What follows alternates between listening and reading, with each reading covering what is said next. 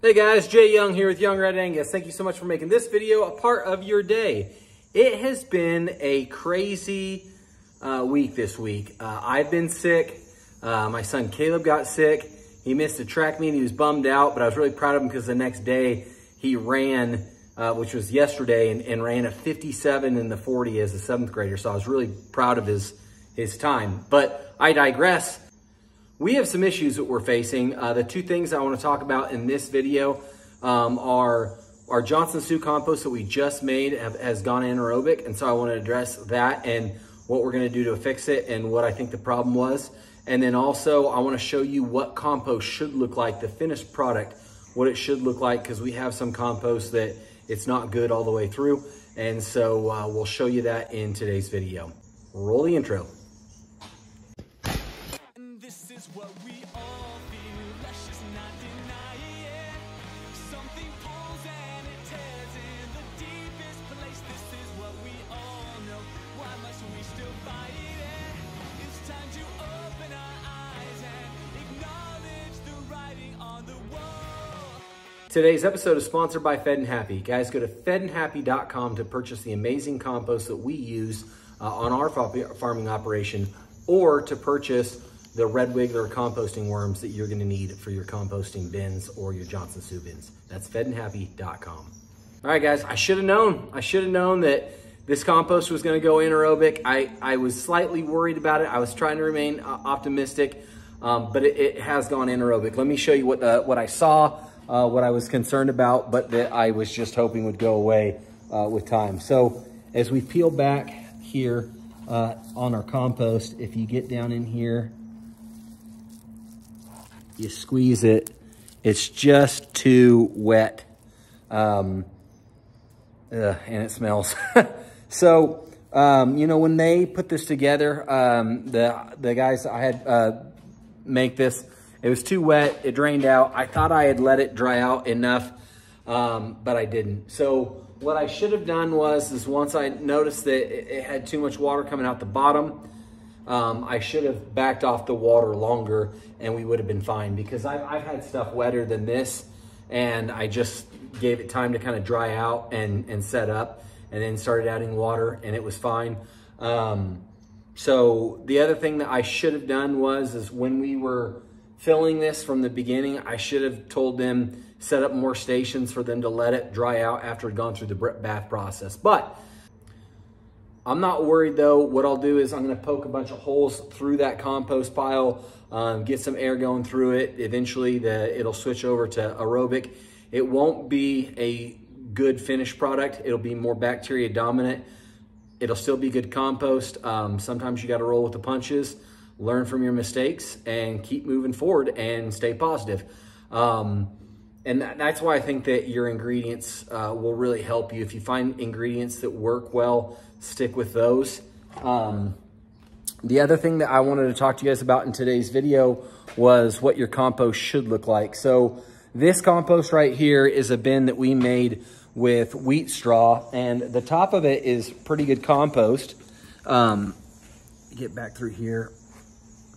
This is what the top of it should look like, okay?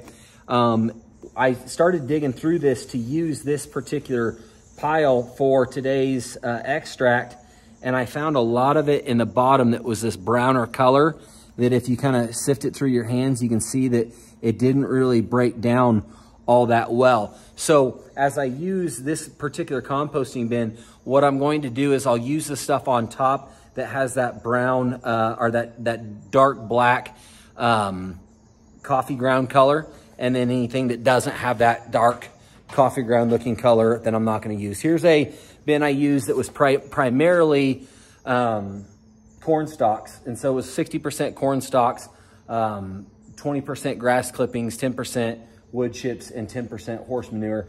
And as you guys can see, all the way to the bottom, it's pretty black.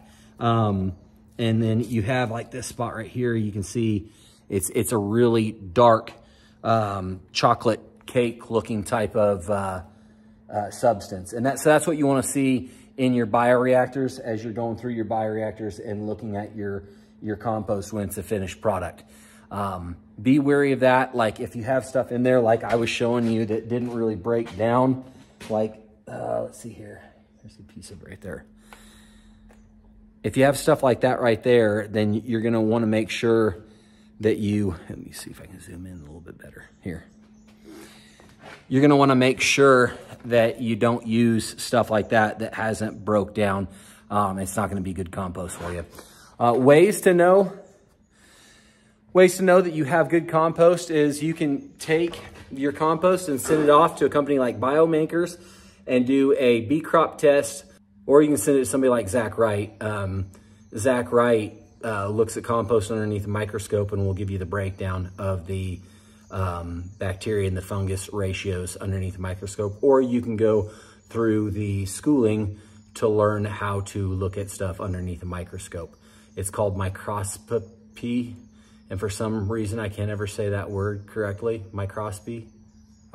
I don't know why I'm incapable of saying the word. But anyway, yeah, that's what we have for you in today's video. When you guys are making your compost, realize that chances are, if you're like Jay Young, you're going to screw some of it up. And it will be okay. If you're someone like me and you screw things up and you don't want to screw things up, you can always buy Fed and Happy's compost, which is a great compost that is it's a really affordable. And, you know, John Neiswanger, who's been making compost for a long time, he just bought a lot of Dan's products because he's tired of spending the time to make his own compost. So anyway, think about that when you guys are making your compost. Like, it is something that I recommend you doing. And even John said that, like, you do want to make your own compost so you have some of the stuff from your own area. But it definitely doesn't hurt to you know, source a compost like Fed and Happy and use that. Like this morning when I made my compost, it was 2 buckets of Fed and Happy. It was 2 buckets of my own compost and 1 bucket of Bio 5. So anyway, I hope you guys enjoyed this video. You know, when you guys are making your compost, take the time. Don't get in a rush like I typically tend to. I really should have had them slow down and make sure that it wasn't getting as wet as it was. But you learn from your mistakes and you move on. That's what I have for you in today's video. Peace out.